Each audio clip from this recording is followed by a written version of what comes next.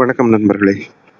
இந்த பதிவில் நம்ம எதை பற்றி பார்க்க போகிறோம் அப்படின்னா கண்டிஷன் பெர்செப்ஷன் அப்படின்னா என்னங்கிறத பற்றி பார்க்க போகிறோம். அது எப்படி நமக்கு எதிராக யூஸ் பண்ணப்படுது அப்படிங்கிறத பற்றி பார்க்க போகிறோம். இது தமிழில் எனக்கு சரியான வார்த்தை தெரியல. அதை தேடி இப்போ நான் சொல்லும் போது நீங்கள் என்னங்கிறத நீங்கள் புரிஞ்சுக்கலாம். அது ஒன்றும் பெரிய சிக்கல் கிடையாது. என்ன அப்படின்னா கண்டிஷன் பெர்செப்ஷன்னா என்னென்னா, நம்ம உள்வாங்கி உணர்ந்து புரிஞ்சுக்கிறோம் இல்லையா, அதை எப்படி கெடுக்கிறாங்க, எப்படி கெடுக்கப்பட்டிருக்கு, அதனால தான் நம்ம வாழ்க்கை இவ்வளோ மோசமாக இருக்குது அப்படிங்கிறத நீங்கள் புரிஞ்சுக்க முடியும். வேறு இதில் இதில் மொதல் ட்ரிக் அவங்க யூஸ் பண்ணுறது என்னென்னா வேர்ல்ட் வியூ பாய்சனிங் அப்படின்னு ஒன்று இருக்குது. இந்த வார்த்தைகள் இங்கிலீஷ் வார்த்தைகள் தான், பட் ஆனால் அது இது என்னென்னா இதை கரெக்டாக புரிஞ்சுக்கிட்டு நீங்கள் தேடி பார்த்தீங்க அப்படின்னா உங்களுக்கு கூகுள்லலாம் தேடினீங்கன்னா எதுவும் உருப்படியாக கிடைக்காது. ஆண்டாக்ஸ்னு ஒரு சர்ச் இன்ஜின் இருக்குது, அதில் போய் தேடி பாருங்கள். தேடி பார்த்தீங்க அப்படின்னா உங்களுக்கு இதை பற்றி இன்னும் டீட்டெயிலில் படிக்க முடியும். இப்போ என்ன அப்படின்னா வேர்ல்ட் வியூ பாய்சனிங் அப்படின்னா என்னன்னு வச்சுக்கோங்களேன். முதல்ல உலகத்துலேயே நான் மட்டும்தான் ரொம்ப நல்லவன், உலகத்தில் மற்றவங்க எல்லாம் ஃபுல்லாக செல்ஃபிஷான மனுஷங்க, எல்லாம் நீ கேவலமாக தான் இருக்கிற மனுஷங்க தான் உலகம் ஃபுல்லாக இருக்காங்க அப்படின்ற மாதிரி ஒரு விஷயத்தை நம்ம மனசில் விதைக்கிறாங்க. இது மூலமாக என்ன கிரியேட் ஆகுது அப்படின்னா நம்ம மனசில் பயம் கிரியேட் ஆகுது. நம்ம மட்டும் தனியாக, அப்போ நம்ம தான் நம்மளை பார்த்துக்கணும், எல்லோரும் ஃப்ராடுங்க, ஊரில் இருக்கிறவங்கலாம் ஃப்ராடு அப்படின்ற அந்த பயம் கிரியேட் ஆகுது. அந்த பயம் கிரியேட் ஆச்சு அப்படின்னா என்ன ஆகும் அப்படின்னா நம்ம எல்லாரையும் ஒரு சந்தேக கண்ணோட தான் பார்ப்போம். அப்போ என்னன்னா, ஆனால் உலகம் இப்படி தான் உலகம் இப்படி தான் இருக்கா அப்படின்னு நீ கேட்டீங்க அப்படின்னு வச்சுக்கோங்களேன். ஆமாம், இப்படி தான் இருக்குது, அதில் ஒன்றும் டவுட்லாம் கிடையாது. ஆனால் இப்படி தான் இருக்குங்கிறதே இவனுக்கு அந்த வேர்ல்ட் வியூ பாய்சனிங் சின்ன வயசுலேருந்தே உலகத்தை கேவலமாக மாற்றினதோட விளைவு ஜீரண செய்தார்கள். சரிங்களா? இப்படி தான் நம்ம இருந்தோமா அப்படின்னு கேட்டால் இப்படிலாம் நிச்சயமாக இல்லவே இல்லை. ஆனால் இப்படி தான் இன்றைக்கி மாற்றப்பட்டிருக்கோம். இதுக்கு காரணம் என்னென்னா, தனி மனிதன் ஒருத்தரும் ஒரு தீவாக மாறி போய் உட்காந்துருக்கிறது தான்.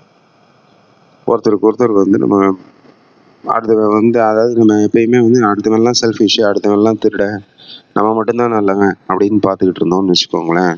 நம்ம ஓப்பன் அப் பண்ணி நம்ம யாருக்கிட்டையும் உருப்படியாக பேசவே மாட்டோம், மனசில் நினைக்கிறத பேசவே மாட்டோம்.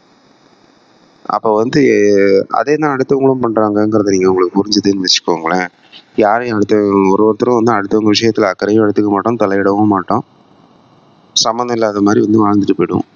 இதை பண்ணுறதுக்காக தான் இது நடத்தப்படுது. இது ஃபஸ்ட்டு விஷயம். இது முடிஞ்சிச்சுங்களா? இன்னொன்று, இந்த கண்டிஷன் பெர்செப்ஷன் அப்படிங்கிறது எங்கேருந்து வருது அப்படின்னா இப்போ ஃபார் எக்ஸாம்பிள் ஒன்றும் இல்லை, இப்போ நடந்த ஒரு விஷயத்தையே பார்த்துக்கோமே. இப்போ கோவிஷீல்டுன்னு பேசினா ஒரு பிரச்சனை வந்துடும். கரோனா வைரஸ் வேக்சின் அப்படின்னு ஒரு பாட்டில் இருக்குது. அந்த பாட்டிலில் ஒரு லேபிள் ஒட்டியிருக்கு, கரோனா வைரஸ் வேக்சின் அப்படின்னு வச்சுக்கோங்களேன். இப்போ இதை பார்த்த உடனே உங்களுக்கு என்ன தோணும்? இப்போ நல்லா இங்கிலீஷ்லாம் எழுதி படிக்க நல்லா தெரிஞ்ச மனிதர்களுக்கு வேறு ஒன்று தோணும், இங்கிலீஷ் படிக்க தெரியாத மனுஷங்களுக்கு வேறு ஒன்று தோணும். இப்போ இங்கிலீஷ் படிக்க தெரிஞ்ச மனுஷங்களுக்கு அதை படித்து பார்த்தாங்க அப்படின்னா அந்த பாட்டிலில் கரோனா வைரஸ் வேக்சின் அப்படின்னு ஒட்டியிருக்கு. அப்போ இது வேக்சின்னா தடுப்பூசி, கரோனா வைரஸ் வேக்சின்னா கரோனா வைரஸை தடுக்கும், இந்த பாட்டிலில் ஏதோ ஒரு மருந்து இருக்குது அப்படின்னு புரிஞ்சுப்பீங்க. இப்படி தான் உள்வாங்கிப்பீங்க. அதே மாதிரி இதெல்லாம் எதுவுமே இங்கிலீஷ் படிக்க தெரியாத மனிதர்கள் என்ன பண்ணுவாங்க, இந்த கரோனா வைரஸ் வேக்சின் அப்படிங்கிறத படிக்க தெரியலன்னு வச்சுக்கோங்களேன், ஏதோ ஒரு பாட்டில் இருக்குது, அந்த பாட்டிலில் ஏதோ தண்ணி மாதிரி ஏதோ இருக்குது அப்படின்னு புரிஞ்சுப்பாங்க. இது அந்த இங்கிலீஷையும் படிக்க தெரியல, அந்த பாட்டிலையும் இது வரைக்கும் பார்த்ததே இல்லைன்ற ஒரு மனுஷங்க என்ன பண்ணுவாங்கன்னா, அதை பற்றி எந்த புரிதலுமே இல்லாமல் அப்படியே பேசாமல் அது ஏதோ ஒன்று என்னதுன்னு தெரியல அப்படின்ற இடத்துல இருப்பாங்க. அப்போ என்னன்னா, நமக்கு அங்கே நம்மளுடைய உள்வாங்கி புரிஞ்சுக்கிறதுங்கிறதே நம்மளோட எதை பேஸ் பண்ணி இருக்குது அப்படின்னா, நம்ம பழைய ஞாபகங்களையும் பழைய அனுபவங்களையும் பேஸ் பண்ணி தான் இருக்குது. அப்போ என்னன்னா, நம்ம என்னென்னத்தை பற்றிலாம் இது ஏற்கனவே தெரிஞ்சு வச்சுருக்கோம் அப்படிங்கிறத பொறுத்து அது கரோனா வைரஸ் வேக்சின் அப்படின்னு நம்ம புரிஞ்சுக்கிறோம்.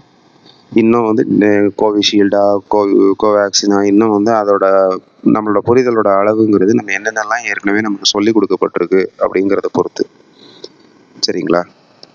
அப்போ வந்து இப்போ இது உண்மையா இருக்கணுமா அப்படிங்கிறத அடுத்து பார்ப்போம். இது வரைக்கும் அது என்னதுன்னே தெரியாத ஒரு மனிதன் வந்து அந்த அந்த பாட்டிலில் என்ன இருக்கு இல்லை, அது பாட்டிலா இல்லையான்னு கூட தெரியாத மனிதர்களும் இருப்பாங்க. அது ஒரு பாட்டில் அப்படின்னு புரிஞ்சு வச்சுட்டு இருக்கிற மனிதர்களும் இருப்பாங்க.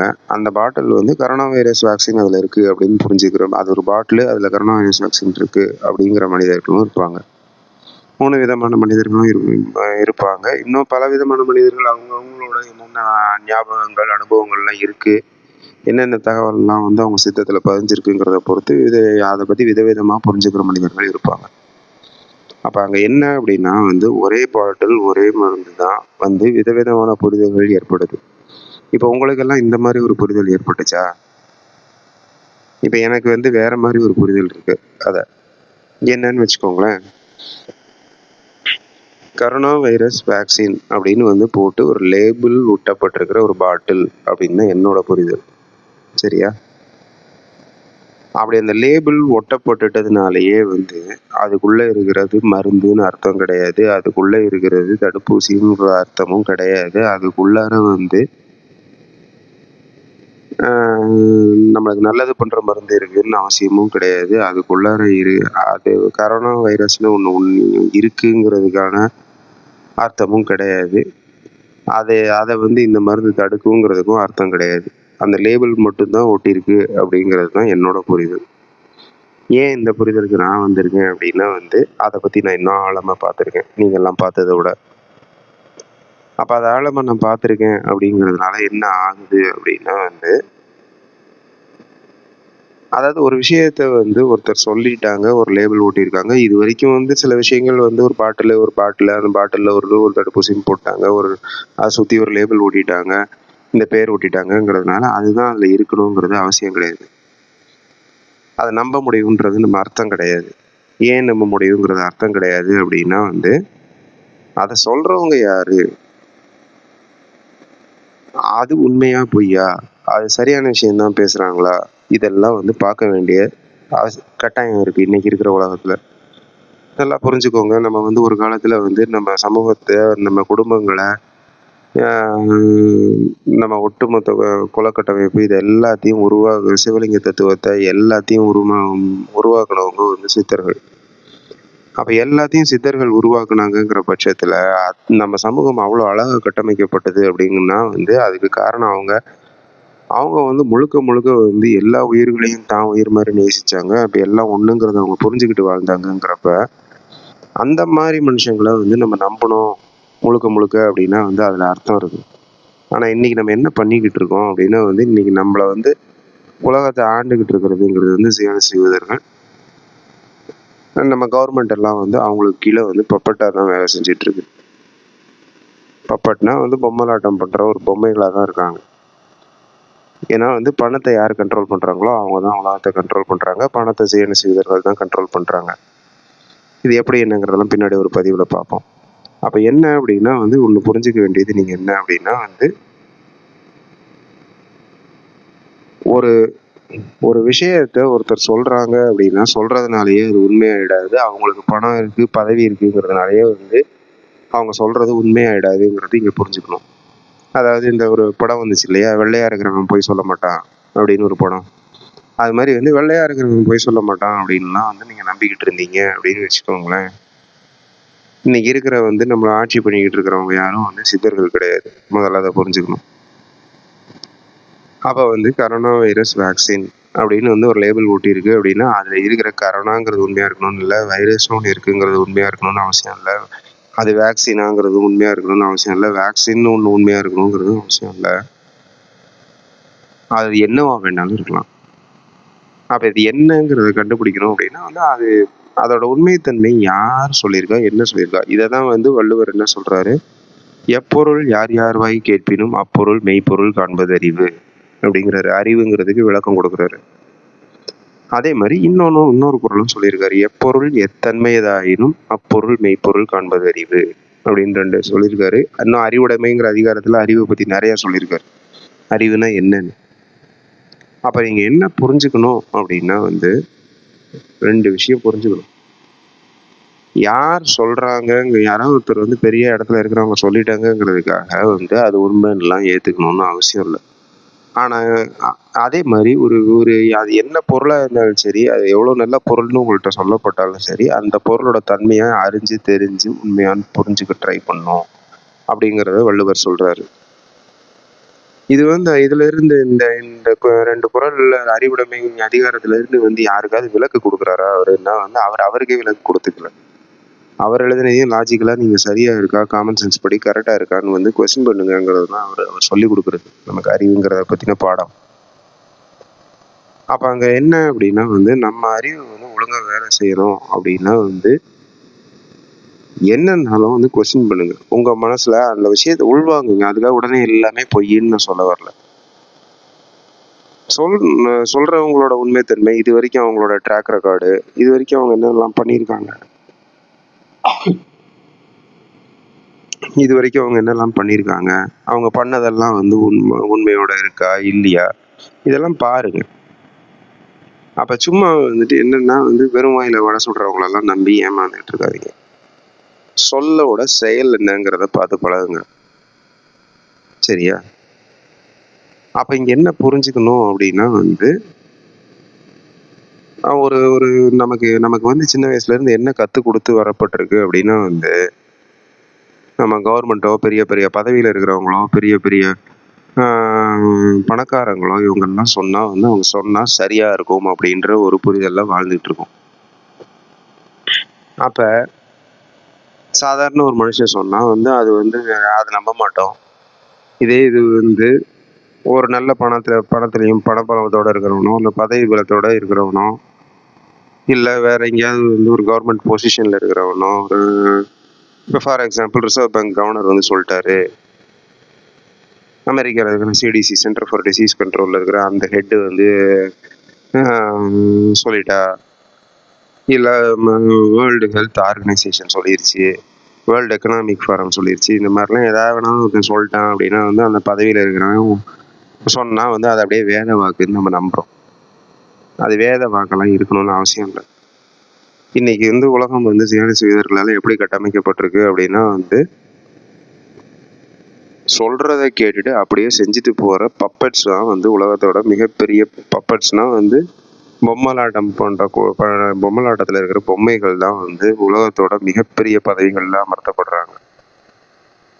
அவங்களா சொந்தமா ஒரு காலத்துல நம்ம சமூகம் சித்தர்களும் நம்ம மன்னர்களும் ரொம்ப அறிவார்ந்த மக்களா இருந்தாங்க. அவங்கதான் சமூகத்தோட தலை சிறந்த இடங்களுக்கு போய் உட்கார்ந்தாங்க. அதனால வழிநடத்தப்பட்ட சமூகம் ரொம்ப சிறப்பா இருந்துச்சு. இன்னைக்கு என்னன்னா சுத்தமா எதுவுமே அறிவே இல்லாத மக்கள் தான் உலகத்தோட ரொம்ப ரொம்ப ஆனா ரொம்ப மேனிப்புலேட்டிவா அடுத்தவங்களை காய் நகர்த்துற மாதிரி காய் நகர்த்தக்கூடிய மனிதர்கள் தான் உலகத்துடைய மிக சிறந்த பதவிகள்ல கொண்டு போய் உட்கார வைக்கப்படுறாங்க. ரெண்டாவது அந்த மிக சிறந்த மனிதர்களுக்கு பதிலாக கம்ப்ளீட்டான கிரிமினலி அக்யூஸ்டும் ஃப்ராட்ஸும் ரொம்ப பொசிஷன்ஸ் ஆஃப் பவர்ல உட்கார வைக்கப்படுறாங்க அப்படின்னா அப்ப அதை அவங்க சொல்ற விஷயங்கள் எல்லாம் அப்படியே உண்மைன்னு நம்ம நம்பிக்கிட்டு இருந்தீங்க அப்படின்னா என்னமோ நம்மளுக்கு இன்னைக்கு என்னமோ சித்தர்களோட ராஜ்யம் நடக்குது, நம்ம தமிழ் மன்னர்களோட ராஜ்யம் நடக்குது அப்படிங்கிற மாதிரி நீங்க புரிஞ்சுக்கிட்டு உட்கார்ந்துகிட்டு இருந்தீங்க அப்படின்னா திருப்பி திருப்பி ஏமாந்து போய் நீங்க அழிஞ்சு போறதுக்கான வாய்ப்பு தான் ஜாஸ்தி இருக்கு. ஜாஸ்தி இல்லை, முழுக்க அங்கதான் அழிஞ்சு போறதுக்கான வாய்ப்பு தான் இருக்கு. இதுக்கு ஒரு சின்ன இன்னொரு எக்ஸாம்பிளும் நான் சொல்றேன். இப்ப பெரிய ஒரு சயின்டிபிக் ஆராய்ச்சி கட்டுரை ஒண்ணு வந்துருச்சு, ஏதோ ஒரு விஷயத்த பத்தி அப்படின்னு ஒண்ணு போடுறாங்கன்னு வச்சுக்கோங்க. இப்ப உலகத்துல ஏல் பல்கலைக்கழகத்துல இருந்து ஒரு ஆய்வு கட்டுரை வந்துருச்சு. இது என்னன்னா புவி வெப்பமயமாகுதுன்னு, இல்ல ஹார்வர்ட் பல்கலைக்கழகத்துல இருந்து வந்துருச்சு அப்படின்னு ஒரு ஏதாவது ஒண்ணு சொல்றாங்கன்னு வச்சுப்போமே. சொன்னா அது உண்மையா இருக்கணும்னு அவசியம் கிடையாது. நல்லா புரிஞ்சுக்கோங்க, நான் திருப்பியும் சொல்கிறேன். அங்கே வந்து ஏல் பல்கலைக்கழகங்கிறதுலேருந்து ஆரம்பித்து, ஹார்வர்ட் பல்கலைக்கழகங்கிறதுலேருந்து ஆரம்பித்து எல்லாத்துக்கும் வந்து கிராண்ட்ஸ்னால் வந்து அந்த பணம் அவங்க நடத்துறதுக்கு தேவையான பணத்தை கொடுக்குறவங்க எல்லாமே வந்து ஜியானிச யூதர்கள் தான். அவனுங்க கட்டுப்பாட்டில் தான் இருக்குது. சின்ன ஸ்கூல்லேருந்து ஆரம்பித்து ரொம்ப பெரிய பல்கலைக்கழகம் வரைக்கும் வந்து இன்றைக்கி இருக்கிறது. மேஜராக ஓரளவு பெரிய லெவலில் இருக்கிற எல்லா நிறுவனங்களும் அவனுங்க கையில் தான் இருக்குது. இதில் உங்களுக்கு நம்பிக்கை இல்லை அப்படின்னா வந்து மோனோபோலின்னு ஒரு இங்கிலீஷ் டாக்குமெண்ட்ரி இருக்கும், அதை போய் எடுத்து பாருங்கள்.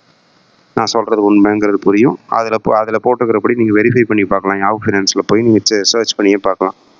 ரொம்ப பெரிய கஷ்டம்லாம் இல்லை. அப்போ அப்படி இருக்குது அப்படிங்கிற பட்சத்தில் இன்றைக்கி இருக்கிற மனிதர்கள்லாம் வந்து என்னமோ வந்து அவங்க ஒரு ஆராய்ச்சி கட்டுரை எழுதிட்டாங்கன்னா அப்படியே வந்து அவங்கெல்லாம் சித்தர்கள்ங்கிற லெவலுக்கு வந்து நம்ம நம்பிக்கிட்டு அதெல்லாம் அப்படியே உண்மையாக இருக்கணும்னு நம்ம புரிஞ்சுக்க தேவையில்லை. உடனே வந்து ஒரு ஆராய்ச்சி கட்டுரை அது வந்து பீர் ரிவ்யூ லிட்ரேச்சர் அப்படின்னா என்னென்னா ஒரு 10 பேர் அதுக்கு வந்து ஆமாம் அப்படின்னு சொல்லி இதெல்லாம் கரெக்டு அப்படின்னு சொல்லி கையெழுத்து போட்டாங்க அப்படின்னு வச்சுக்கோங்களேன். உடனே அது வந்து ஒரு சயின்டிஃபிக் ஆர்டிக்கிளில் வந்து ஒரு பெரிய சயின்டிஃபிக் ஜேர்னலில் பப்ளிஷ் ஆகிடும். பப்ளிஷ் ஆகிடுச்சு அப்படின்னா வந்து அது ரொம்ப பெரிய உண்மைத்தன்மையோடது, ரொம்ப நேர்மையானது அப்படின்னு வந்து நம்ம நம்புகிறோம் இன்றைக்கி எல்லாரும். நிச்சயமாக அது கிடையாது. உண்மையாகவே சொல்லணும் அப்படின்னு வச்சுக்கோங்களேன், உண்மையான சயின்ஸுங்கிறது எங்கே நடந்துச்சு அப்படின்னா நம்ம தமிழ் சங்கத்தில் நடந்துச்சு. தமிழ் சங்கம்னா தமிழை வளர்த்த சங்கம்னு மட்டும் புரிஞ்சுக்கிறாங்க. தமிழ் மொழியில் பேசி அதில் நடந்த சங்கங்கிறது தான் என்னோட புரிதல். சங்கம்னா சங்கமிக்கிறது, நிறைய பேர் ஒரு இடத்துல ஒன்று கூடுறது, நிறைய அறிவாளியும் ஒன்று கூடுறது. ஒரு ஆறோட சங்கமம் இருக்குது அப்படின்னா வந்து நிறைய ஆறுகளோட சங்கமம்னா வந்து ஒரு இடத்துல வந்து எல்லாரும் ஒன்று கூடுறது. அந்த ஒன்று கூடி என்ன பண்ணுவாங்க அப்படின்னா பலவிதமான எக்ஸ்பர்ட்ஸ் வந்து உட்காந்து டிஸ்கஸ் பண்ணுவாங்க. தமிழர்கள் வச்சுருந்தது தான் வந்து ஓப்பன் சொசைட்டிஸ் அப்படின்னு அர்த்தம். ஓப்பன் சொசைட்டிஸ்னால் என்னென்னா எல்லாரும் ஒன்றா சேர்ந்து ஓப்பனாக வந்து அவங்களோட ஐடியாஸை டிஸ்கஸ் பண்ணி ட்ராஷ் அவுட் பண்ணி சரி எது தப்புதுங்கிறதெல்லாம் டிஸ்கஸ் பண்ணி அந்த ஐடியாஸில் இருக்கிற குறைபாடுகள் எல்லாம் கலைஞ்சி சரியான ஐடியாஸ் மட்டுமே வந்து முன்னெடுத்து செல்லப்பட்டுச்சு. இதுதான் தமிழ் சங்கம் வளர்த்தது. நம்ம உடனே நம்ம எல்லாரும் எப்போயுமே பாட்டு பாடிட்டு உட்காந்துட்டு இருந்தாங்க, தமிழை வளர்த்தாங்கன்னு மட்டும் புரிஞ்சுக்க தேவையில்லை, அறிவை வளர்த்தாங்கங்கிறத புரிஞ்சுக்கோங்க. பல விஷயங்கள், மருத்துவம், விஞ்ஞானம், பொறியியல், கணிதம், எண் கணிதம், இந்த மாதிரி பல தமிழில் சொல்லணும்னு எனக்கு இங்கிலீஷில் சொல்ல தான் வருது. ட்ரிகனாமெட்ரி, அல்ஜீப்ரா, என்னென்னமோ வளர்த்தாங்க. சரியா? இது எல்லாம் வளர்த்தாங்க. அப்படிங்கிறப்ப அது அந்த சயின்டிஃபிக் சொசைட்டிஸை வந்து பேஸ் பண்ணி மாடல் பண்ணி தமிழ் சங்கத்தை பேஸ் பண்ணி இன்னைக்கு உருவாக்குனது தான் ஜியானிச யூதர்கள் உருவாக்கி இருக்கிற சீக்ரெட் சொசைட்டிஸ். சீக்ரெட் சொசைட்டிஸ் என்னன்னா இவனுக்கு வந்து திருட்டுத்தனமாக இவனுக்கு பண்ணுற ஃப்ராட் எல்லாத்தையும் வந்து அங்கே பேசிப்பானுங்க. பேசிட்டு அந்த ஃப்ராடை உலகத்தில் இருக்கிற எல்லா கவர்மெண்ட்டை வச்சு எப்படி எக்ஸிக்யூட் பண்ணுறது அப்படிங்கிறத வந்து பண்ணுவானுங்க. அதுக்கு தேவையான ஆள்களை அந்தந்த பதவியில் உட்கார வைப்பாங்க. இதுதான் இன்றைக்கி நடந்துக்கிட்டு இருக்குது. அப்போ இதுதான் இன்றைக்கி நடந்துக்கிட்டு இருக்குது அப்படிங்கிறப்ப நீங்கள் வந்து பணம் இருக்கிறவங்க, பதவியில் இருக்கிறவங்க எல்லோரும் வந்து எல்லோரும் சொல்கிறதும் உண்மை, ஒரு பெரிய ஒரு சயின்டிஃபிக் பல்கலைக்கழகத்தில் வருது அப்படின்னா வந்து அது சொன்னது உண்மைலாம் நீங்கள் நம்பிக்கிட்டு இருக்கிறது அர்த்தமே இல்லை.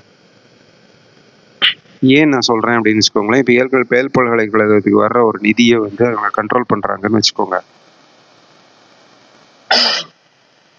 மன்னிக்கணும், ஏல் பல்கலைக்கழகத்துக்கு வர நிதியை அவங்க கண்ட்ரோல் பண்ணுறாங்க அப்படின்னா வந்து அந்த நிதியை கண்ட்ரோல் பண்ணுறது மூலமாக என்ன பண்ணுவாங்கன்னா அங்கே என்னென்ன மாதிரி ஆராய்ச்சி கட்டுரைகள் வெளிவருது, எந்த ஆராய்ச்சிக்கு வந்து ஃபண்ட் பண்ணணும், எந்த ஆராய்ச்சிக்கு ஃபண்ட் பண்ணக்கூடாது, அந்த ஆராய்ச்சி வெளியே வரணுமா வரக்கூடாதா, வெளியே வர்றது ஈஸியாக இருக்குமா ஈஸியாக இருக்காதா, இதை அப்ரூவ் பண்ணுவாங்களா பண்ண மாட்டாங்களா, இது அத்தனையும் வந்து ஜியானிச யூதர்கள் கண்ட்ரோல் பண்ணுறானுங்க. அவனுங்க பண்ணுறானுங்க அப்படிங்கிறப்ப வந்து என்னென்னா எந்த ஒரு நிஜமான நல்ல மனுஷங்களே இல்லையா அப்படின்னா வந்து இன்றைக்கி இருக்கிற காலத்தில் பணத்துக்காக வேலை பார்க்குறவங்க தான் 199 பேர், 100ல் ஒருத்தர் நல்ல மனிதர் இருப்பாங்க.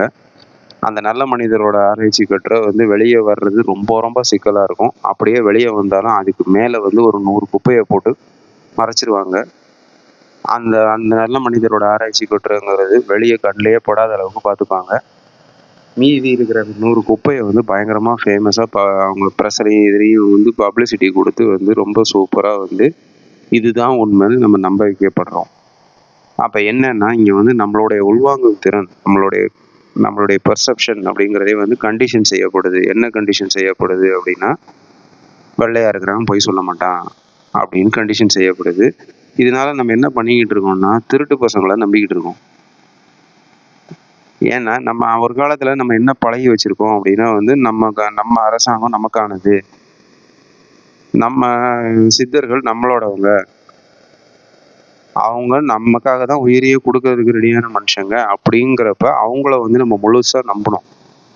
அந்த சமூகம் தான் நம்ம தமிழ் சமூகம்.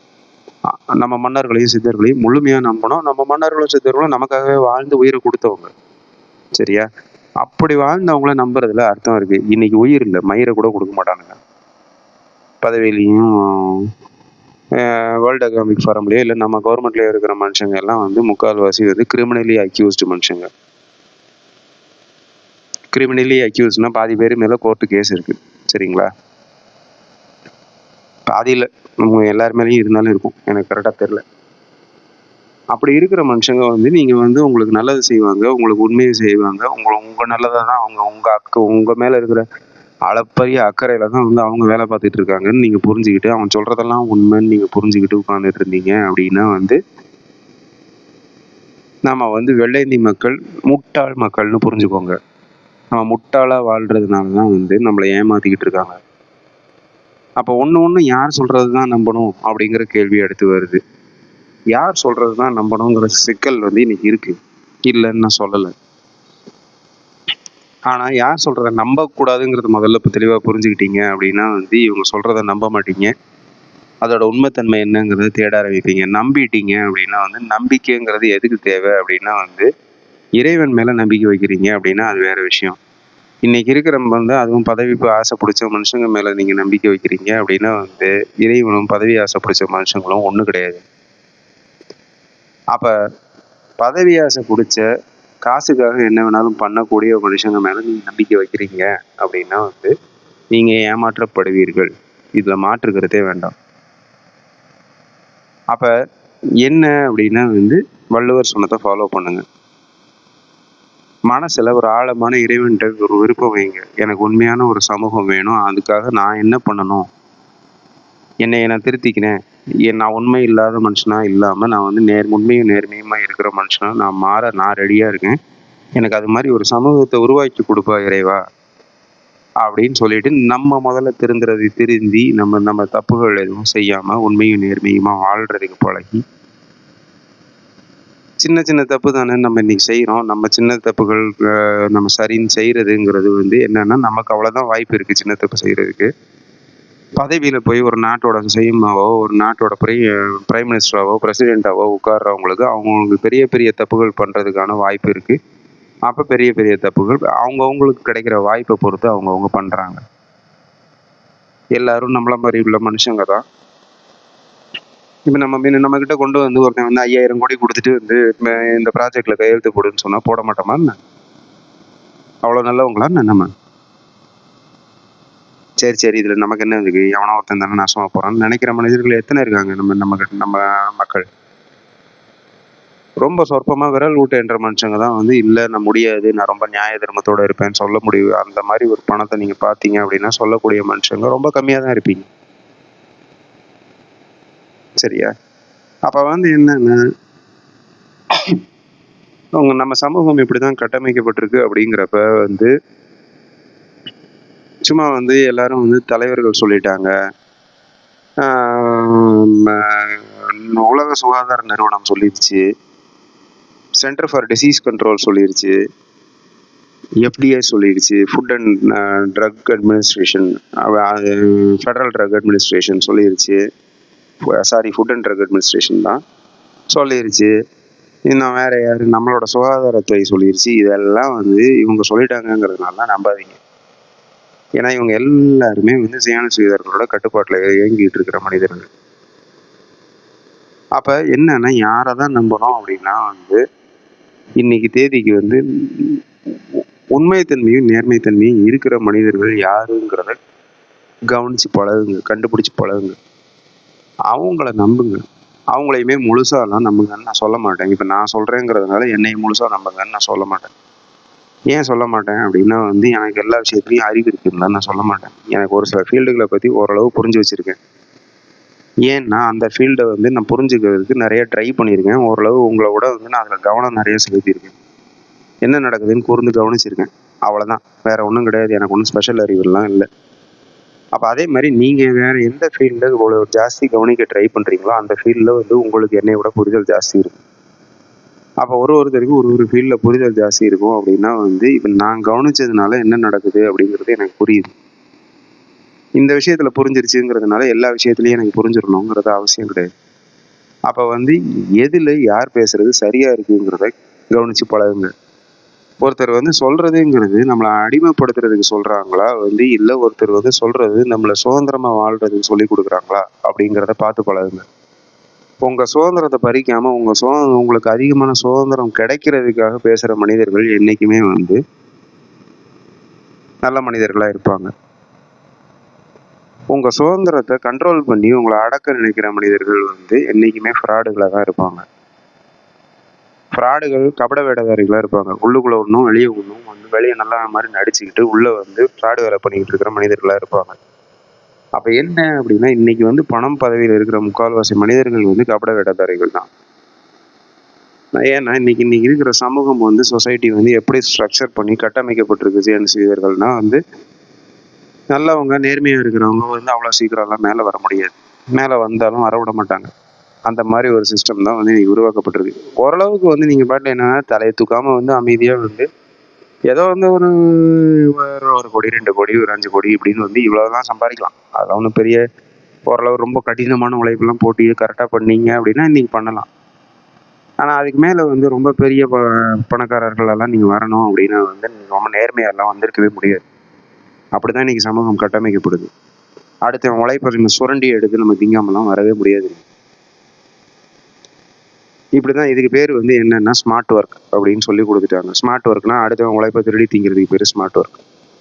அடுத்தவங்க உழைப்புக்கு தேவையான சரியான ஊதியத்தை கொடுக்காம அவன் வேலை பார்க்கறதுல வந்து நம்ம உட்காந்து பயங்கரமாக சம்பாரிச்சிட்டு என்னன்னா நம்ம அந்த கம்பெனி ஆரம்பிச்சோங்கிற ஒரே காரணத்தினால அடுத்தவனோட மூளையை வாடகைக்கு வாங்கி அவன் மூளையில வந்து நம்ம உட்காந்து நோகாமல் நொங்கு திங்கிறது தான் வந்து இன்னைக்கு பேர் ஸ்மார்ட் ஒர்க்குன்னு சொல்லி கொடுக்கப்படுது.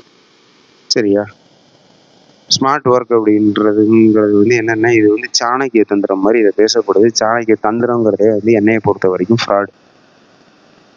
அவங்கவுங்க அந்தந்த மனுஷங்க அவங்கவுங்களுக்கு தகுந்த மாதிரி நம்ம சித்தர்களுடைய சமூகம் வந்து இப்படி கட்டமைக்கப்படலை. என்னென்னா அறிவு ஆற்றல் பொருள் மூணும் சேர்ந்த ஒரு கட்டமைப்பு தான். மக்கள்ங்கிறவங்க பொருளோட வடிவமாக வாழ்ந்தாங்க. அரசர்கள் வந்து ஆற்றலோட வடிவமாக வாழ்ந்தாங்க. சித்தர்கள் வந்து அறிவோட வடிவமாக வாழ்ந்தாங்க. இதில் ஒருத்தருக்கு ஒருத்தர் சளைச்சவங்கலாம் கிடையாது. 3மே ஒன்றா சேர்ந்து இயங்குறப்ப தான் வந்து அந்த கட்டமைப்பு சரியாக இருக்கும். 3 பேருமே வந்து சுபிக்ஷமாக நல்லா தான் வாழ்ந்தாங்க நம்ம சமூகத்தில். இன்னைக்கு அப்படி இருக்கான்னா வந்து உழைக்கிறவங்க எல்லாரும் வந்து பிச்சை எடுத்துட்டு இருக்காங்க. விவசாயிகள்லாம் பிச்சை எடுத்துட்டு இருக்காங்க. பணம் பதவியில் இருக்கிறவங்கலாம் வந்து விவசாயிகள்ட்டையும் உழைக்கிறவன்ட்டு திருடி தின்னுட்டு இருக்கானுங்க. இதையெல்லாம் ஆட்சி பண்ணிக்கிட்டு இருக்கிற சியான செய்வதர்கள் வந்து ரொம்ப ரொம்ப சிறப்பாக வாழ்ந்துட்டு இருக்காங்க. இப்படிப்பட்ட ஒரு சமூகத்தை கட்டமைச்சு வந்து இதை வந்து இந்த மாதிரி வந்து அதாவது ஃப்ராடு பண்ணுறதுக்கும் கிரிமினல் வேலை பண்ணுறதுக்கும் பேர் வந்து புத்திசாலித்தனம்னு இன்னைக்கு பேர் வச்சுருக்காங்க. இது புத்திசாலித்தனம் கிடையாது. இது என்னன்னா இருக்கிற மக்கள்லாம் வந்து ஏமாத்துறதுக்கு பண்ணுற பித்தலாட்டங்கள். பித்தலாட்டத்தை போய் புத்திசாலித்தனம்னு நம்ம புரிஞ்சு வச்சுக்கிட்டு இருக்கோம். சரிங்களா? அப்போ என்னன்னா ஸ்மார்ட் ஒர்க்குன்றதெல்லாம் வந்து உண்மை கிடையாது. நம்ம வந்து என்னன்னா வந்து உண்மையும் நேர்மையும் நம்ம கிட்ட இல்லாத மனிதர்கள் ரொம்ப பெரிய கோடீஸ்வரங்களா உட்காந்துருக்காங்க. யாருக்காக எல்லாருமே அப்படிதானே? இல்லை இல்லை, சில நல்ல மனிதர்கள் இருக்காங்க. அவங்க ரொம்ப பெரிய லெவலுக்குலாம் வரமாட்டாங்க. அதெல்லாம் வர விட மாட்டாங்க. இல்லை ரொம்ப பெரிய லெவலுக்குலாம் வந்துட்டாங்கன்னா வந்ததுக்கு அப்புறம் மாறிடுவாங்க. மாறிதான் ஆகணும். இன்னைக்கு இருக்கிற சமூகம் அப்படிதான் கட்டமைக்கப்பட்டிருக்கு.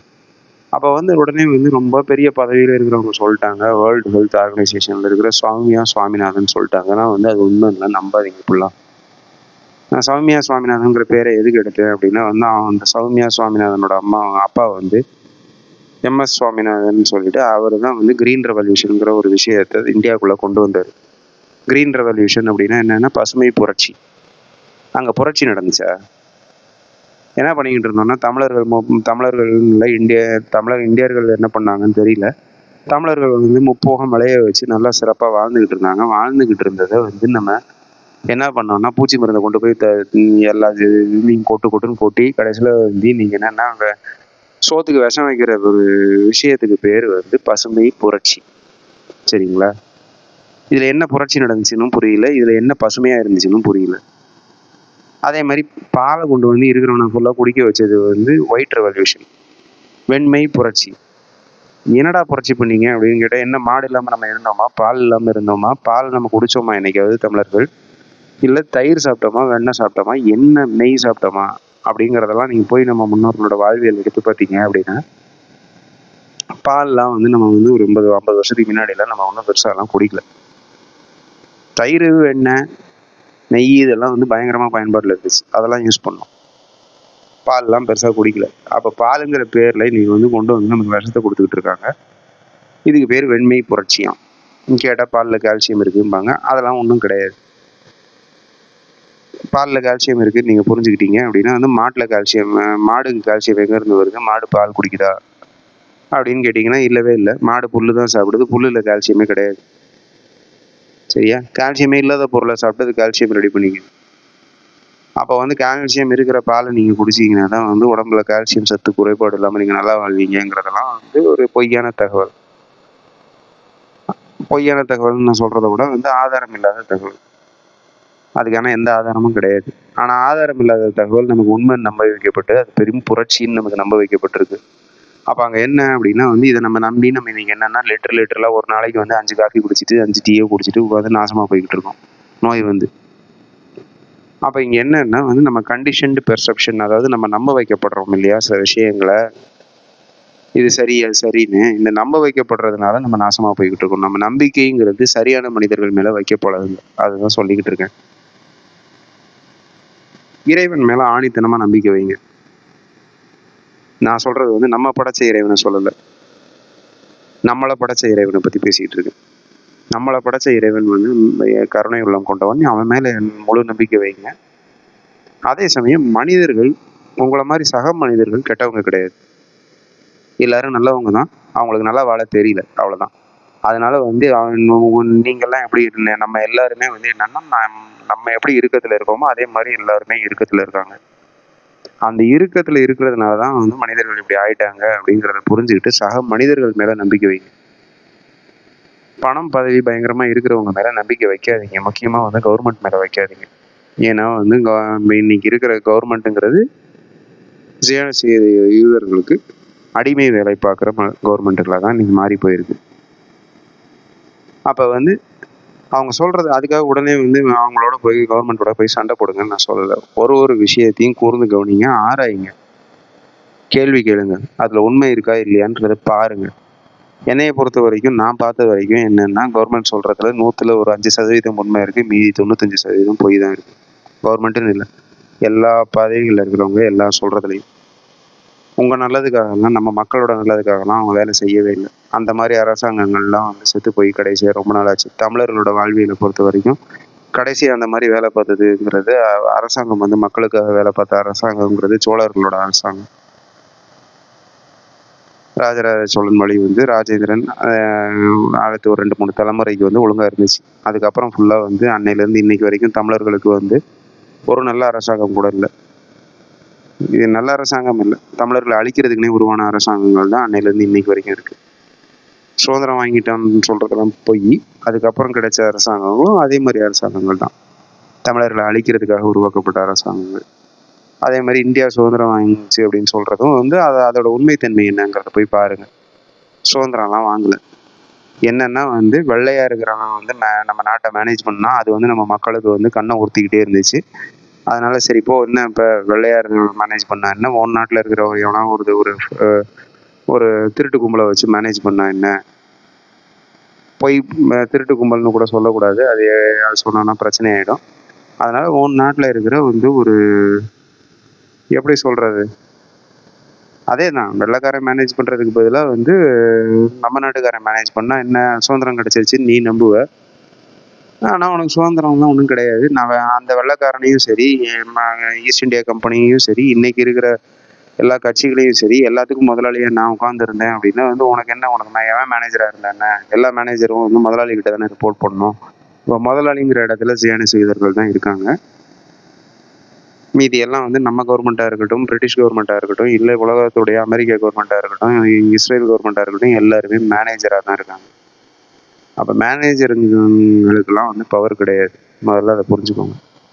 பவர் இருக்குங்கிற மாதிரி நீங்கள் நம்பிக்கிட்டு இருக்கீங்க. அப்போ வந்து இதெல்லாம் வந்து இது வந்து ஏன் வந்து உங்களுக்கு இதுன்னா வந்து உங்களுக்கு இன்னும் பார்வை அதாவது நான் சொன்னது அந்த தொலைநோக்கு பார்வையும் இல்லை, விரிவடையவும் இல்லை. இன்னும் பார்வை அது உங்கள் தப்பானா இல்லை, நான் உங்கள் தப்புன்னெலாம் சொல்ல மாட்டேன்.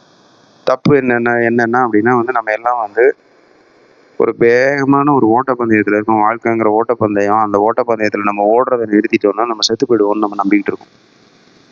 நம்ம செத்து போயிடுவோம். இல்லை உலகத்தையே நான் தான் தாங்கிட்டு இருக்கேன், என் குடும்பத்தை நான் தான் தாங்கிட்டு இருக்கேன், இந்த சமூகத்தை நான் தான் தாங்கிட்டு இருக்கேன், நான் இல்லைன்னா வந்து இந்த சமூகமும் இந்த குடும்பமும் எல்லாம் நின்று போயிடும், நான் செத்து போயிடுவேன் ஓடுறதை நிறுத்திட்டேன்னா நம்ம நம்பிக்கிட்டு இருக்கோம். இதுவும் வந்து என்னென்னா நம்மளோட ஸ்கியூட் பெர்செப்ஷன்னா நம்மளுடைய உள்வாங்கும் திறனும் நம்மளோட புரிதல் திறனும் சிதைத்து அழைக்கப்பட்டிருக்கு. நம்ம கொஞ்ச நாள் வந்து நம்ம ஓடுறதை நிறுத்தினோம்னா நம்ம ஒன்றும் ஆக மாட்டோம், பெருசாலாம் ஒன்றும் ஆக மாட்டோம். அதனால வந்து பல விஷயங்கள் வந்து நம்ம தப்பாக புரிஞ்சுக்கிட்டு தப்பாக வாழ்ந்து நம்ம நம்ப வைக்கப்பட்டு விளங்காமல் போய்கிட்டு இருக்கோம். அப்போ என்னன்னா முதல்ல வந்து நமக்கு புரிய வேண்டியது என்ன அப்படின்னா, நம்ம பார்வையிலையும் உள்வாங்கும் திறன்லையும் இருக்கிற அது வந்து முழுமையும் கிடையாது, பயங்கர கேவலமான, அதாவது மஞ்சள் கண்ணாடி மாட்டிட்டு பார்த்தா இருக்கிறவனுக்கெல்லாம் மஞ்சள் மேலே வந்துட்ட மாதிரி தெரியும். அது மாதிரி ஒரு கேவலமான ஒரு குருட்டு பைய போடுற கண்ணாடியை வந்து நம்ம கண்ணுக்கு மாட்டி விட்டுருக்காங்க. நம்மளால ஒழுங்காக பார்க்க முடியல. ஒழுங்காக பார்க்க முடியாத ஒரு கண்ணை வச்சுட்டு பார்த்துக்கிட்டு நம்ம என்னன்னா உலகமே வந்து திருட்டு பைய உலகம், உலகமே வந்து கொலகார உலகம், மக்கள்லாம் வந்து கெட்டவங்க அப்படின்ற மாதிரி நம்ம நம்பிக்கிட்டு வாழ்ந்துகிட்டு இருக்கோம்.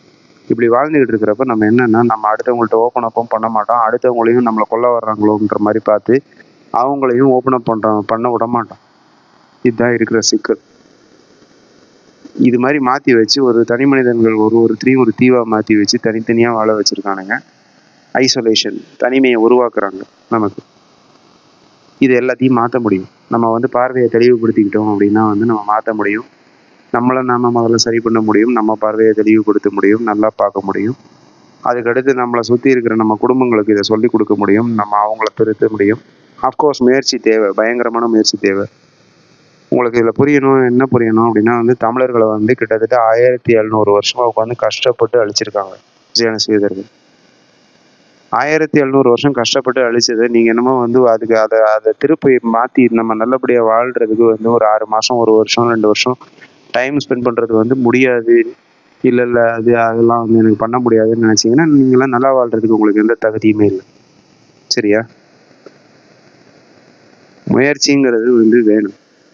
சரியான விஷயத்துக்கு நான் முயற்சி எடுக்க மாட்டேன், நான் சும்மா தான் இருப்பேன், நான் ஒரு சோம்பேறி அப்படின்னு பழகி வச்சுருந்தீங்க, எனக்கு நம்பிக்கை இல்லை அப்படின்லாம் நினச்சிக்கிட்டு இருந்தீங்கன்னா வந்து நம்பிக்கைன்னா என்ன? நம்ம முயற்சி ஏதாவது எடுத்து பல வாட்டி நீங்கள் ட்ரை பண்ணி அது ஃபெயில் ஆகிருந்தா நம்பிக்கை இல்லை அப்படின்னு சொன்னால் ஓகே, நம்ம ஒன்றும் பெரிய முயற்சியெல்லாம் எடுக்கலை. நீங்கள் என்னைக்கு பிரச்சனைகளை நம்ம ஃபேஸ் பண்ண ட்ரை பண்ணியிருக்கோம் இந்த சமூகத்தில்? நான்லாம் அவாய்ட் பண்ணிட்டு தான் ஓடிருக்கேன். சரியா? இன்னைக்கு எனக்கு 45 வயசு ஆச்சு அப்படின்னா 44 வருஷமாக கிட்டத்தட்ட அவாய்ட் பண்ணிட்டு தான் போயிருக்கேன். பிரச்சனைகளை ஒரு வருஷமாக ஃபேஸ் பண்ண ட்ரை பண்ணுறேன். ஒரு வருஷமாக வந்து ஒரு 6 மாதம் பயங்கர கஷ்டமாக இருந்துச்சு. அதுக்கப்புறம் வந்து பிரச்சனைகளை இப்போ ஃபேஸ் பண்ண ஆரம்பித்தா ரொம்ப அழகாக வந்து பிரச்சனைகள் வந்து கொஞ்சம் கஷ்டமாக இருக்குது. பட் ஆனால் வந்து பண்ண ஈஸியாக தான் மாறுது, ஃபேஸ் பண்ண முடியுது.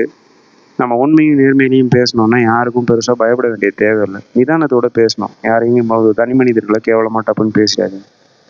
இதுதான் சிக்கல். நம்ம நிதானத்தோட அழகாக பேசுனீங்க அப்படின்னா வந்து ரொம்ப அழகாக வந்து நம்ம வந்து பிரச்சனைகளை சால்வ் பண்ண முடியும். அதுக்கு முதல் படிங்கிறது நம்ம வந்து நம்மளுடைய கண்டிஷன்டு பெர்செப்ஷன், ஸ்கியூட் பெர்செப்ஷன், இது ரெண்டுக்கும் வந்து தமிழில் வார்த்தைகளுக்கு அர்த்தம் தேடி பாருங்க. ஸ்கியூட் பெர்செப்ஷன்னா நம்ம பார்வையை கோணலாக்கி விட்ருக்காங்க, கோணலான ஒரு பார்வையை பார்த்துக்கிட்டு இருக்கோம். கண்டிஷன்டு பெர்செப்ஷன்னா மஞ்சள் கண்ணாடியை மாட்டி விட்டு நம்மளுக்கு உலகத்தில் இருக்கிற எல்லாருக்கும் மஞ்சள் மாலைன்னு நம்ப வச்சுருக்காங்க. நமக்கு மஞ்சள் கண்ணாடியை மாட்டினதும் தெரியல. நம்ம பார்வையை வந்து கண்ணை ஒரு பக்கம் குத்தி கோணலாக்கி விட்ருக்காங்கங்கிறதும் தெரியல. சின்ன வயசுலேருந்தே நமக்கு பண்ணியிருக்காங்க, பல தலைமுறைகளாக பண்ணிக்கிட்டு இருக்காங்கங்கிறதும் நமக்கு புரியல.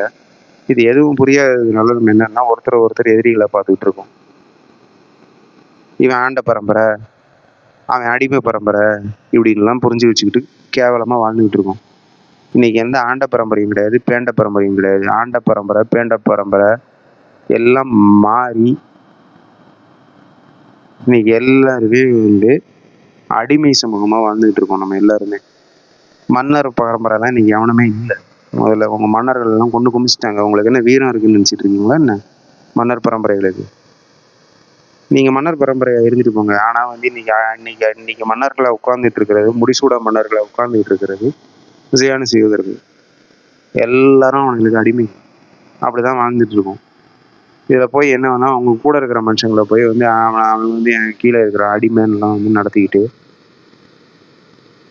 அதே மாதிரி இன்னும் அடிமையாக அதே மாதிரி அந்த அடிமைத்தனத்துலேருந்து வெளியே வர முடியாமல் வந்து அந்த வெளியே வர்றதுக்கு வந்து என்னமோ வந்து நான் கல்வி வந்து படித்து வந்து பிஹெச்டி முடிச்சிட்டேன்னா வந்து அந்த அடிமைத்தனம் போயிடும்னு நம்ம நினச்சிக்கிட்டு இருக்கோம். அதெல்லாம் போகாது. நீங்கள் பிஹெச்டி முடிச்சிங்கனாலும் உங்கள் காசு தான் வரும் உங்கள் கையில். காசுனாலலாம் போகாது. உங்கள் மனசில் இருக்கிறத களையணும். மனசில் அடிமை சமூகம்னு நினச்சிக்கிட்டு இருக்கீங்க. அதே மாதிரி இன்னொரு கூட்டம் வந்து, ஒரு சின்ன கூட்டம் வந்து மனசில் வந்து நீங்கள் ஆண்ட பரம்பரை, உங்களுக்கு அடிமைகள் வந்து உங்களுக்கு இருக்கிற அதாவது உங்களோட சொத்துன்னு நினச்சிக்கிட்டு இருக்கீங்க. ரெண்டுமே போய் நம்ம தமிழ் சமூகம் இப்படி கட்டமைக்கப்படலை. மக்கள்ன்ற ஒரு கூட்டம் இருந்துச்சு, மன்னர்கள்ன்ற ஒரு சின்ன கூட்டம் இருந்துச்சு. மன்னர்கள் வந்து மக்கள் தான் எனக்கு சோறு போடுறாங்கங்கிறத புரிஞ்சுக்கிட்டு மன்னர்கள் வந்து மக்களுக்காக உயிரை கொடுத்தாங்க. எனக்காக உயிரை கொடுக்குறியே நீ அப்படின்னு சொல்லிட்டு, நான் வெறும் சோறு தான் போட்டேன், நீ எனக்காக உயிரை கொடுக்குறியேன்னு சொல்லிட்டு மன்னர்களை அவ்வளோ மரியாதை கொடுத்து அவ்வளோ பாசமாக நடத்தின மக்கள் இருந்தாங்க. இந்த சமூகத்தை முழுக்க கட்டமைக்கிறதுக்கு உதவுன நம்ம அந்த நெறியெல்லாம் வகுத்து கொடுத்து நம்ம சித்தர்கள் இருந்தாங்க. ஒருத்தருக்கு ஒருத்தர் அவ்வளோ மரியாதையோடையும் அவ்வளோ அன்போடையும் வாழ்ந்தோம். சரியா? இப்படி வாழ்ந்தது போய் இன்னைக்கு வந்து அடுத்தவங்களை கேவலமாக நடத்திக்கிட்டு மேலையும் கீழையும் பார்த்துட்டு இப்படி வாழ்ந்துகிட்டு இருக்கோம். இது என்னன்னா நம்ம பார்வை சிதைக்கப்பட்டதோட காரணம். பல தலைமுறைகளாக நீங்கள் நினைக்கிற அளவுக்குலாம் இல்லை. 700 வருஷமா வந்து கொஞ்சம் கொஞ்சமாக நம்ம பார்வையை சிதைச்சிருக்காங்க. அதுக்கு முன்னாடியும் ட்ரை பண்ணாங்க. அதுக்கு முன்னாடி ஒரு 400-500 வருஷம் ட்ரை பண்ணாங்க. ட்ரை பண்ணதுக்கப்புறமும் நம்ம சோழர்கள், பாண்டியர்கள் மீண்டெழுந்து வந்துட்டாங்கங்கிறதுக்கு அப்புறம் தான் வந்து திருப்பி 1300 இருந்து நம்ம இன்னைக்கு 2024 வரைக்கும் 700 வருஷமா வந்து நம்மளுடைய பார்வை வந்து குருட்டு பார்வையாக மாற்றப்பட்டிருக்கு. நம்ம கண்ணை குத்தி நோண்டி எடுத்து குருடர்களாக வாழ்ந்துட்டு இருக்கோம். நம்ம பார்வை இருக்குன்னு நம்பிக்கிட்டு வாழ்ந்துட்டு இருக்கோம். நம்ம பார்வையெல்லாம் இல்லை. நமக்கு தெளிவான பார்வை வந்துச்சுன்னா வந்து கிளியராக விஷயங்கள் புரிஞ்சுது அப்படின்னா நம்ம வாழ்ந்துட்டு இருக்கிறது ரொம்ப ரொம்ப தப்பாக வாழ்ந்துகிட்டு இருக்கோங்கிறது புரியும். தப்பாக வாழ்ந்துகிட்டு இருக்கோம் நண்பர்களே. இதை மாற்றுங்க. கண்டிஷன் பெர்செப்ஷனுங்கிறது பற்றி இது போதுமான புரிதல்னு நினைக்கிறேன். அப்போ நம்ம பார்வையும் உள்வாங்கிற திறனும் மாறுச்சுன்னா நம்ம சமூகத்தை வேற விதமாக பார்க்க முடியும். நம்ம குடும்பங்களை வேற விதமாக பார்க்க முடியும். நம்ம சக மனிதர்களை வேற விதமாக பார்க்க முடியும். 199 பேர் ரொம்ப ரொம்ப நல்லவங்க, கெட்டவங்க கிடையாது. என்னன்னா அவங்களோட நல்ல குணங்களை உள்ள பூட்டி வச்சுட்டு தன்னைத்தானே பாதுகாத்துக்கிறேங்கிற பேரில் கேவலமாக கெட்ட குணங்களை வெளிப்படுத்திக்கிட்டு இருக்கிற மனிதர்களாக வாழ்ந்துட்டு இருக்கோம். சரியா? இதை மாற்ற முடியும். அந்த உள்ளே இருக்கிற நம்மளுடைய மனிதம் வழிபட்டுச்சு அப்படின்னா மாற்ற முடியும். எல்லாரும் எல்லாரோடையும் சந்தோஷமாக நல்லா வாழ முடியும். நம்ம முன்னோர்கள் வாழ்ந்த மாதிரி ஒரு சமூகத்தை நமக்கு சாத்தியம் இருக்கா இல்லையான்னு எனக்கு தெரியல. அட்லீஸ்ட் நம்ம குழந்தைகளுக்கு சாத்தியப்படுத்துறதுக்கு தேவையான முயற்சிகளையாவது எடுத்துகிட்டு போவோம்.